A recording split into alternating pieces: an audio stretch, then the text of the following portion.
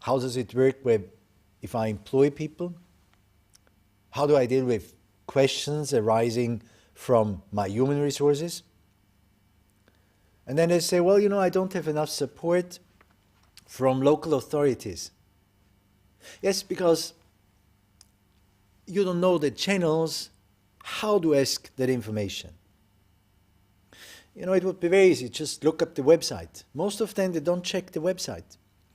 Any government, any country, any canton in Switzerland has a website, and you find all the website information there. You find it. It's just there. But you need to know how to use those channels, and most of them, they don't know that. If you want to find out how does it work with residence permit in Switzerland for a certain canton, you can check the website. But if you don't even know that you can use this approach and this means, you'll never check up the website. So you get stuck. And then you keep on asking, so how is it?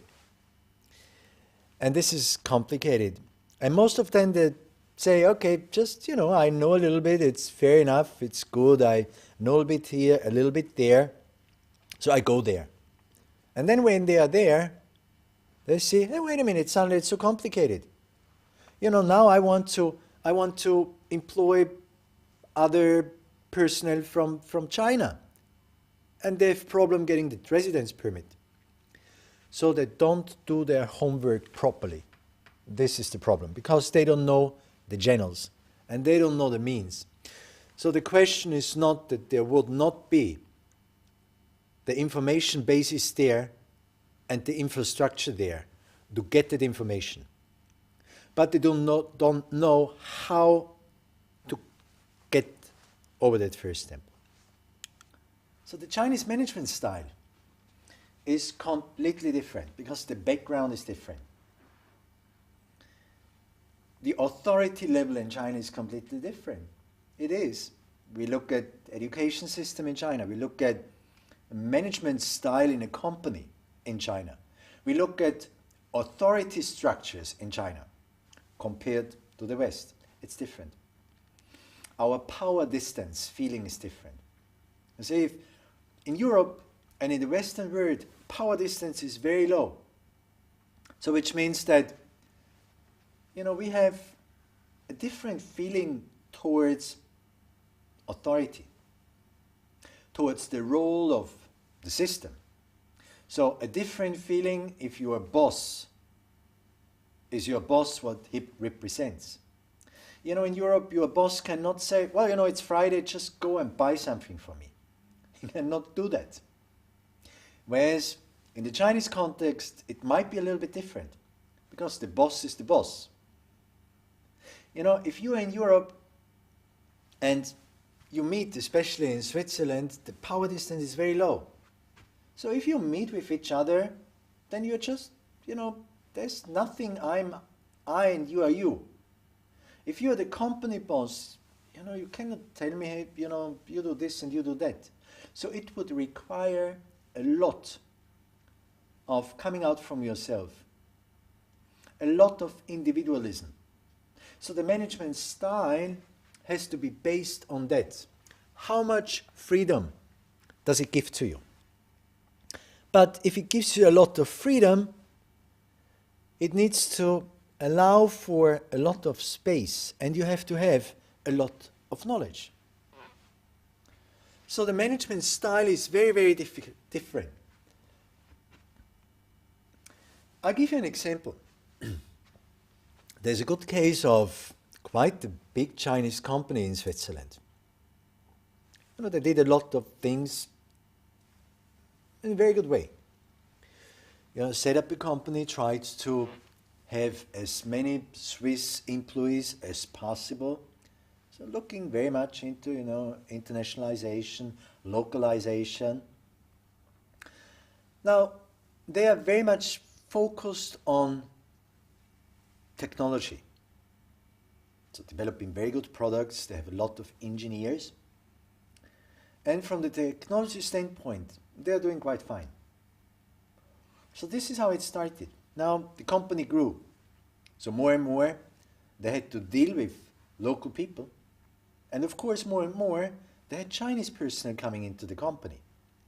So they had more and more Chinese and more local people. A couple of months ago, there was suddenly a newspaper article in Switzerland about this company, and employees complained about the management style. So they said, well, you know, we have never seen the Chinese boss of the company.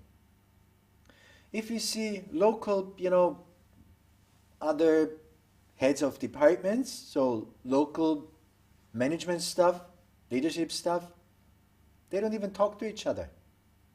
They don't talk to us because we cannot speak Chinese and they cannot speak English. Of course, there are others on the lower levels, you know, they can speak English and the like. So they complain to say, well, you know, on the one side, the company does not teach us Chinese.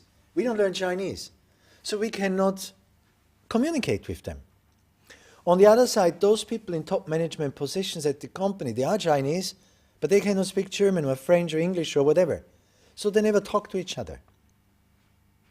So in Switzerland, it's very important that your boss is not your boss, but your boss is just like you. You know, you meet, you talk to each other, you go and have a beer and whatever. So this is the management style. And this is about one of the biggest challenges Chinese companies face overseas. It's different. The environment is completely different. Your background is based on a completely different educational level, on a power distance level, on individualism or group dynamics. And this all comes down to the management level. The second very big challenge, of course, is human resources and other resources costs. Europe is expensive. So as soon as you go out and you want to employ local personnel, it's expensive. And you cannot just employ Chinese people because even though they might be cheaper, but you can't. Because you also want to penetrate the market. You also want to show your commitment towards the market. So you can't. At the same time, there's a very specific legal framework that tells you exactly how much you have to spend. You cannot just find a way past. You cannot find, you know, the cheap route. You cannot. So many companies, really in their growth procedure, they underestimate those costs. And then suddenly they figure out, wait a minute, if you want to grow, suddenly things get so expensive. So for foreign companies in the Chinese market, it was vice versa. Because foreign companies at the very start, they used a lot of overseas personnel. You know, having been sent to China with their families, staying in foreign apartment buildings, so costs extremely high. And then step by step, they could reduce their costs, employ more Chinese personnel. So even though a Chinese manager is cheaper than a foreign manager you have to send there, and so on and so on. So for foreign companies with regards to the Chinese environment, human resources costs went down. But for Chinese companies in foreign countries, human resources costs keep on rising because the environment is different. We have the currency risk.